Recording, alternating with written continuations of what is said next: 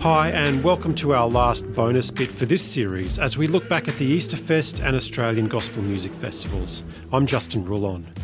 Michael W. Smith was one of the biggest artists to ever grace the stage at Easterfest, having been one of the defining artists of the contemporary Christian music movement in the 1980s. Along with his good friend Amy Grant, Michael had a significant impact on the genre, not just as a performer, but also as a songwriter and a producer. His songs like Friends and Place in This World are huge moments in the history of CCM, and his 2001 album Worship led the way in defining worship music as its own genre within the industry, paving the way for artists like Chris Tomlin and Matt Redman. Now, one little tidbit I discovered about Easterfest was that it could take years to book certain artists. Here's former event director Dave Schenk on how long it took them to get Michael W. Smith to sign on for the event in 2012. The year we finally got Michael W. Smith, it was like, I've only been trying to do this for 7 years. I was a teenager in the late 80s, early 90s, and I grew up on Michael W. Smith, pre-worship album days. So having spent 7 years trying to get him to the festival, he was very involved in his local church. So trying to get him to leave to come to Australia on Easter weekend. And we had this challenge with a few artists who are very committed to their churches that, no, it's Easter, I'm at home.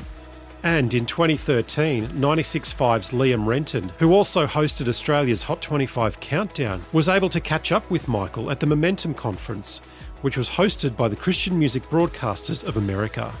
Now, before we start, there's going to be a little bit of chat about a hot tub, which is kind of random, but it actually came from worship artist Leland Mooring, who just happens to be Michael's son-in-law. We found out about the hot tub when Liam asked him this question a month before speaking to Michael. What's one thing I can ask him that he'll be quite shocked that I even knew? Ask him if he's planning on buying a new hot tub at all. He really enjoys going and sitting in the hot tub. It's something Michael does. It's really funny. He'll, in the random part, usually it's in the freezing cold too, and like in the snow, he'll go out there and sit in the hot tub. It's just one of the funniest things ever to watch.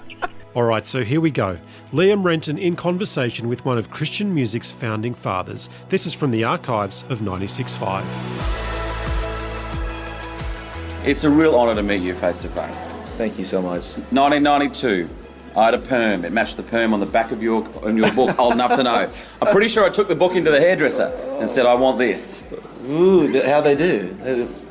Turn out good? Not quite as good as yours. Okay. You had the whole soul glow thing going on. Like it was. Oh man, what was I thinking? What was it like when you're making album covers and stuff? Like when they're, you got makeup and hair. Like that's all part of the deal, isn't it? You got to look your best when they're making you up. And yeah, I mean, some of it used to bug me. Like, I remember the big picture. I don't know if you look at the big picture cover, not the front, but I'm on the back. Is that the one when you're in the air?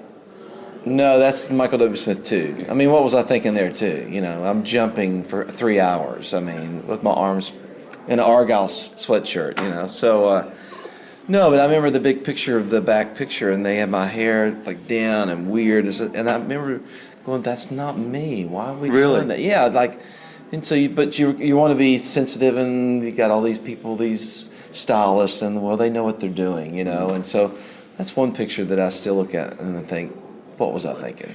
You look great.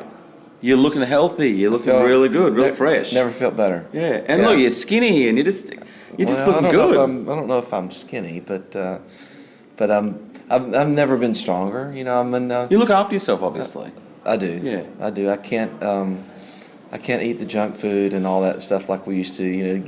Do a show, get on the bus, eating pizzas, and drinking Coke, and it's like there's no way you can't do it. So if you're going to be vibrant and hopefully really creative, you just got to. On all levels, emotionally, spiritually, physically. I have a trainer. I have one of the best, I think, in America, who's the strength and conditioning coach for our football team in Tennessee, Nashville. Wow. So he's one of my best friends, and he's my trainer. And so we hit it pretty hard, and then I eat right, and I feel great, and looking good. Good people around you, and so just what's the environment, what's the atmosphere, it all plays a part in being productive and creative. Talk to me about your inner circle, because through 6 degrees of separation, we've got mutual friends over the years. So you must have a really tight group. When you get to, I guess, your level, everyone wants a piece of you.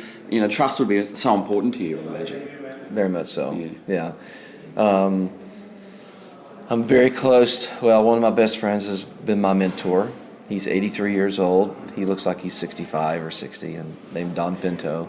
And we still walk together. We still spend a lot of time together. And then other than Don, it's sort of this core group of what we call the prayer group that we've been together for 21 years now. And it's sort of all of our best friends. And it's just like it's a tribe. Yeah. And I think one couple is musicians, everybody else does something completely different, but we all just love each other and have been there for each other in the hard times and the good times, and so they're the core group that kind of hold me accountable. How do people know, how do you know when people are in that circle? Is it, they get access to the hot tub out the back of your house? Is that, Darlene's been in the hot tub. Has she? Yeah. The hot tub's a great spot. How big is it? I've heard you've had up to 20 people at once. Well, we did, and that's when the whole team from Hillsong then, we all ended up at our house, and we were just going to have dinner, and somebody and they all said, what's your routine every day? I said, well, yeah, first thing I do is when I get out of bed, I put my swimming trunks on. I grab a little Spark, which is this thing with Avocare, vitamin company I'm involved in, to kind of get a little kick. I take my Spark and I get in the hot tub every single morning. You got a hot tub? No, let's all get in the hot tub. So we're trying to find swimming suits for everybody, and we all end up, seriously, it was Martin Smith was there, Martin and his family, and Darlene, Stu G. And we had at least 22 people in the hot tub, and we have pictures to prove it. It was just an awesome night. It was awesome. It was great. I've heard that there's been some good songs written or at least birthed in that hot tub. Is that true? I think there's been a lot of inspiration birthed in the hot tub. Yes, I love it. It's like Jeff Bullock, who wrote that song years ago, Power of Your Love. He was on the toilet when he wrote it. True story. Seriously. True story. I can probably venture to say that I've not written a song on the toilet yet. But in a hot tub, maybe. Good friend of mine, let's name drop. Matt Smallbone, played with you for a while. Yes. Very good friend of mine. We played cricket together, and I know he was on tour with you. And one minute he says, I'm in a jet. The next I'm playing for the president. And I tried to get him to give me a number for years. Wouldn't budge. Wouldn't budge. He wouldn't even ask you for an interview. I said, I've been longer friends with you than you with Michael. Come on. Awesome. I love that guy. I really miss him. He's in Florida. Great bass player. He is. He's got so much heart. You can't help but just be happy around the guy because his joy is contagious. How do you find your musos? There's a guy that started in Australia, in a little town, and next thing you know, he's touring the world with you. Well, he was a part of my church, and that's kind of how it started. And I found out he played bass, and so he started playing on the worship team with me at my church. And then I was in need of a bass player. And one day I said, hey, dude, would you like to go on the road? I've got to be honest with you. I think you are drawn to people with good hair. Say again? You are drawn to people with good hair. He's got good hair. He's got good hair. Curly and a lot of it. Yeah. You've been there. You know what it's like. I could be wrong, but I'm sensing a theme. I think you're right. Yeah. I don't know if I've strategically planned that, but yeah, we got good hair. Now nobody's bald in the band, so there's some legendary stories of you and your trips to Australia over the years. You've been out a couple of times. One was on an Amy Grant tour, and she introduced you as this little keyboard player. He's going to be big, she said. He's going to be big, and you did a number. And I know you've had an amazing friendship with her over the years. That was the 80s. Yeah, she's awesome. I wouldn't be standing here talking to you if it hadn't been for her. You guys are the Kenny and Dolly of Christian music, though, aren't you? The Kenny and Dolly. Do a duet or something. Come on. Well, we have. We've done a lot of things together. We did a tour together a couple of years ago, which is called the Two Friends Tour, and that was amazing. We'd come out and we did a lot of things together. We collaborated together on stage, and just watching people respond and knowing that you shape many of their lives with your music and you're part of the fabric of their lives, and every song, like whether it be Place in This World or something that we did, or El Shaddai or whatever, there was always someone sort of emotionally wiped out. Some people just start crying. And what's that conversation like when you're with her backstage and you go, "Did you see that? And how did God move there?" You're still people. We just go, "Can you believe we get to do this?" Yeah. Not that we have to do this or we've got to do this. Can you believe we get to do this? Yeah. Pretty awesome. I had your CD and Amy's CD in my car, in a car stereo. It was an Osix stack stereo years ago. And the thieves came and broke in and they stole the covers. They didn't steal the CDs, they just took the covers. The covers? Yeah. I think they didn't think to look inside the CD player. So for a long time I just didn't have covers for the live set and Heart in Motion. I should have taken the CDs, their lives could have been changed. Right. Yeah, they took the wrong thing, didn't they? And I can hook you up. I can replenish those CDs for you. Yeah. I'd appreciate that, because I do remember going down to my local bookstore and photocopying a copy of the cover. That's awesome. Thank you so much for the impact. I mean, people tell you all the time, but you have impacted the world with your music, and it must be humbling for you to be put in that category. There's not too many in that category, and define that in your own head. But there's you and there's Amy and there's those bands that. I mean, I know you don't think you're a trailblazer, and people came before you, but what an impact you've left on the world. I'm just grateful. I can honestly, I feel like I have very little to do with it. I mean, I think you have to be obedient to your calling, and I've always just wanted to hit in my sweet spot, and music is my sweet spot, and I didn't know how I was going to get from point A to point B. When I finished that first record, the Michael W. Smith Project, I didn't know there was.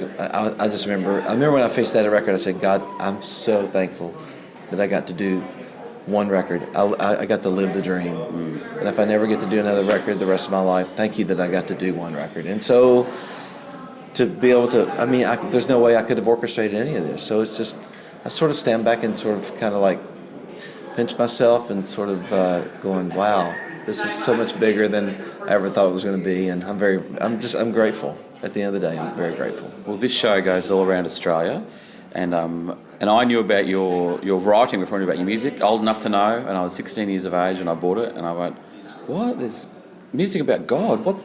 I've never heard of that before." And you bought your CD and the Newsboys CD at the same time, and that's how I got into it, man. You've impacted me. Like, to be in front of you is actually quite a treat. Just like, wow.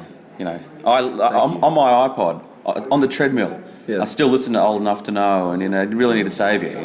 They're timeless in my mind. I can get up to number 12 on the treadmill when that's cranked up nice and fast and loud. So thank you, man. You're welcome. I really appreciate it. It's great to meet you and just know that you've made an impact. Thank you. Well, thank you. And I look forward to coming back to Australia.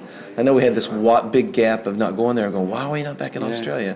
And so to be there last year for Easterfest was just a blast. And so hopefully I'll be coming back. Got a new record coming out in April of 2014, which I'm working on right now. I'm very excited. I was up the back of Easterfest holding up that sign saying, "Play the hits." Was that you? That was you. So hopefully we'll come back soon. Thank you, man. I appreciate it. God bless. Thank you.